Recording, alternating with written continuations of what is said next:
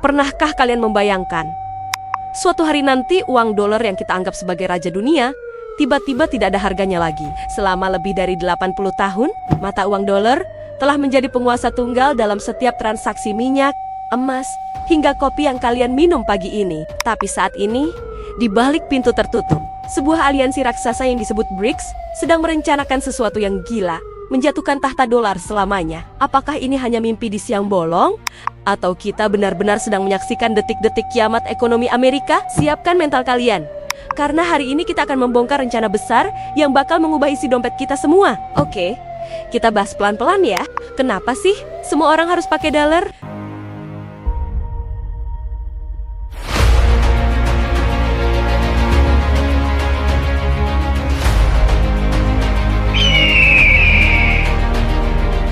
Sejak perjanjian Bretton Woods tahun 1944, dolar jadi mata uang cadangan dunia. Artinya, kalau Indonesia mau beli gandum dari Rusia, kita nggak pakai rupiah atau rubel, tapi pakai dolar. Masalahnya, Amerika Serikat punya hak istimewa buat cetak uang itu semau mereka. Saat Amerika cetak uang gila-gilaan, negara lain yang kena inflasinya.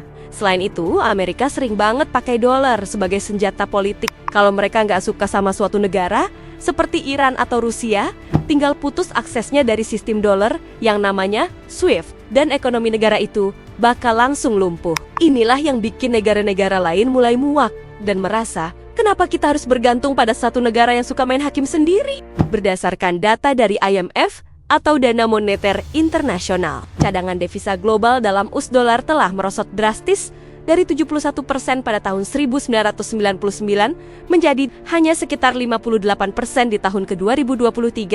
Ini adalah level terendah dalam 25 tahun terakhir. Pakar ekonomi seperti Stephen Jen, yang merupakan mantan ekonom MF, menyebut fenomena ini sebagai erosi status cadangan yang sangat cepat. Amerika dianggap terlalu sering melakukan sanction weaponization atau menjadikan sanksi sebagai senjata, yang akhirnya membuat bank-bank sentral di seluruh dunia seperti di India dan Turki mulai memborong emas secara masif sebagai alternatif keamanan finansial mereka. Mereka mulai sadar menggantungkan nasib ekonomi pada satu negara saja itu sangat berisiko. Sekarang muncul aliansi bernama BRICS. Gabungan kekuatan ekonomi ini nggak main-main. Kalau digabung, PDB mereka sudah melampaui negara-negara maju G7. Cina punya pabriknya, Rusia punya energinya, dan India punya teknologinya. Riset terbaru menunjukkan bahwa Cina sudah mulai membayar minyak dari Arab, Saudi pakai yuan, Rusia sudah total pakai yuan dan rubel.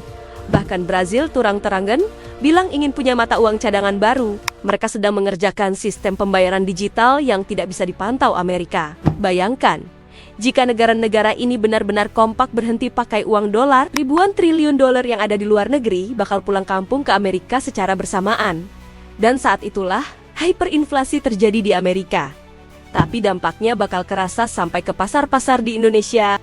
Menurut laporan dari Goldman Sachs, pertumbuhan ekonomi blok BRICS yang kini sudah mencakup anggota baru, kita sebut saja BRICS Plus, seperti Uni Emirat Arab dan Mesir, diprediksi akan menyumbang 50% dari PDB global pada tahun ke-2050.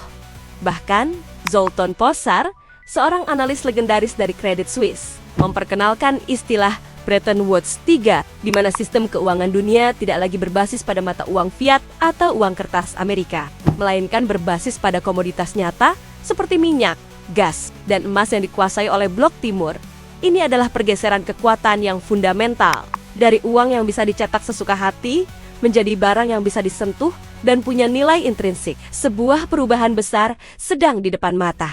Jadi, apa dampak langsungnya ke kita? Kalau dolar runtuh, harga emas kemungkinan besar bakal melompat ke langit karena orang nggak percaya lagi sama uang kertas. Investasi saham di Amerika bakal hancur, dan semua komoditas yang tadinya dipatok pakai dolar bakal mengalami fluktuasi gila-gilaan. Tapi jangan senang dulu, kalau Amerika resesi parah, daya beli mereka turun. Artinya, barang-barang ekspor dari Indonesia, seperti batu bara, sawit, atau kerajinan tangan, nggak ada yang beli. Perusahaan-perusahaan besar yang bergantung pada ekspor bisa jadi akan melakukan PHK massal. Jadi, kiamat dolar bukan cuma urusan Amerika, ini adalah gempa bumi ekonomi global, di mana semua orang bakal kena getarannya. Kita sedang menuju era multipolar, di mana tidak ada lagi satu mata uang yang mendominasi. Ini adalah sebuah transisi yang bakal sangat berdarah-darah di sektor keuangan global. Data dari World Gold Council menunjukkan bahwa Bank Sentral Dunia membeli rekor 1.136 ton emas pada tahun ke-2022. Ini adalah jumlah tertinggi sejak tahun ke-1967. Kenapa? Karena mereka tahu badai besar sedang datang.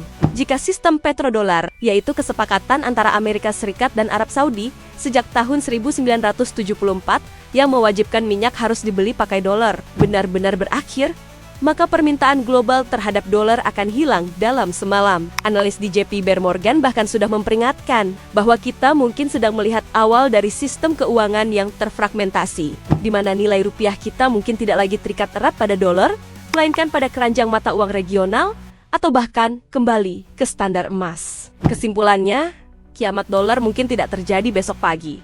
Tapi proses dedolarisasi itu nyata dan sedang berjalan sangat cepat. Dunia sedang bersiap untuk skenario terburuk. Menurut kalian, apakah rupiah bisa jadi mata uang yang kuat di tengah kekacauan ini? Atau kita harus mulai mengoleksi aset fisik seperti emas untuk bertahan hidup? Tulis analisis kalian di bawah. Apakah kalian tim dolar atau tim BRICS? Kita diskusi di kolom komentar ya. Jangan lupa like kalau video investigasi ini bermanfaat buat strategi keuangan kalian. Dan bagikan ke teman-teman kalian biar nggak kaget kalau tiba-tiba ekonomi dunia berubah. Tetap waspada dan sampai jumpa di analisis gila berikutnya.